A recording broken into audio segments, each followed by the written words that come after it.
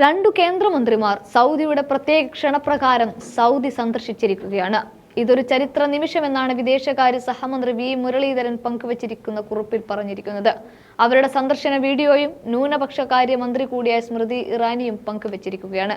അതേസമയം ഇന്ത്യയിൽ ന്യൂനപക്ഷ വേട്ടയിൽ BJP മുസ്ലിങ്ങളെ തച്ചുടയ്ക്കുകയും അവരുടെ അവകാശങ്ങൾക്ക് കൂച്ചുവിലങ്ങിടുകയും ചെയ്യുന്ന സ്ഥിരം കാഴ്ചകൾ നമ്മൾ കണ്ടുകൊണ്ടിരിക്കുന്നതിനിടയ്ക്കാണ് മദീന മണ്ണിലേക്ക് കേന്ദ്രമന്ത്രിയുടെ സന്ദർശനം. ഇതൊക്കെ എന്ത് കാട്ടിക്കൂട്ടലാണ് എന്ന് ചോദിച്ചു പോവുകയാണ് മുസ്ലിം ന്യൂനപക്ഷ ജനത. എന്തായാലും ഹജ്ജ് കരാർ ഒപ്പിടുന്നതിന്റെ ഭാഗമായിട്ടായിരുന്നു ഇരുവരുടെയും സൗദിയിലേക്കുള്ള പോക്ക്.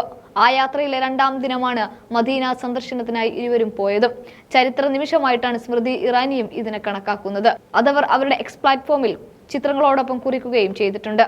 ലോകത്തിലെ ആദ്യ മസ്ജിദായ ഗുബയും ഉഹുദ് പർവ്വതവും പുണ്യ കാഴ്ചകളായതു മന്ത്രി പറഞ്ഞു. ഇസ്ലാമിക ചരിത്രവുമായി ഇഴചേർന്ന് കിടക്കുന്ന പുണ്യസ്ഥലങ്ങളിലേക്ക് തങ്ങളെ നയിച്ച സൗദി ഭരണകൂടത്തിന്റെ നിലപാട് ഭാരതത്തിന്റെ സാംസ്കാരിക ആധ്യാത്മിക സമഭാവനയ്ക്കുള്ള അംഗീകാരം കൂടിയാണെന്നും അദ്ദേഹം അഭിപ്രായപ്പെടുകയും ചെയ്യുന്നുണ്ട്. ഇവിടെ ഇന്ത്യയും സൗദിയും അറേബ്യയും ഈ വർഷത്തെ ഹജ്ജ് കരാർ ഒപ്പുവെക്കുകയും ചെയ്യുന്നുണ്ട്.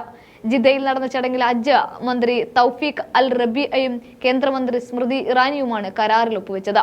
ഇന്ത്യയും സൗദിയും തമ്മിൽ ഹജ്ജ് കരാർ ഔദ്യോഗികമായി ഒപ്പുവെച്ചതിൽ അതിയായ സന്തോഷമുണ്ടെന്ന് സ്മൃതി ഇറാനിയും പ്രതികരിച്ചു. തീർത്ഥാടകരുടെ മുഴുവൻ വിവരങ്ങളും ഡിജിറ്റലായി നൽകുന്നതിൽ ഇന്ത്യൻ സർക്കാർ കാണിക്കുന്ന താൽപര്യത്തെ സൗദി ഭരണകൂടം പ്രശംസിച്ചു എന്നും മന്ത്രി പറയുന്നുണ്ട്. ഹജ്ജ് തീർത്ഥാടനത്തിൽ മഹ്റം അഥവാ ആൺതുണ ഇല്ലാതെ സ്ത്രീകൾക്ക് വരാനുള്ള അവസരം കൂടുതൽ പ്രോത്സാഹിപ്പിക്കണമെന്ന് നിർദ്ദേശം നൽകിയതായും മന്ത്രി പറഞ്ഞു.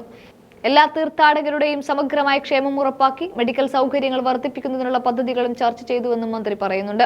കേന്ദ്ര വിദേശ സഹമന്ത്രി വി മുരളീധരൻ, സൗദിയിലെ Indian ambassador doctor Suhel Ajaz Khan, consular general Shahid Alam എന്നിവരും ചടങ്ങിൽ സംബന്ധിച്ചു. കഴിഞ്ഞ ദിവസമാണ് കേന്ദ്രമന്ത്രിമാരായ സ്മൃതി ഇറാനിയും വി മുരളീധരനും ജിദ്ദയിലെത്തിയത്. എന്തായാലും സൗദി ഞെട്ടിയിരിക്കുകയാണ് ഈ ചരിത്ര നിമിഷത്തിൽ.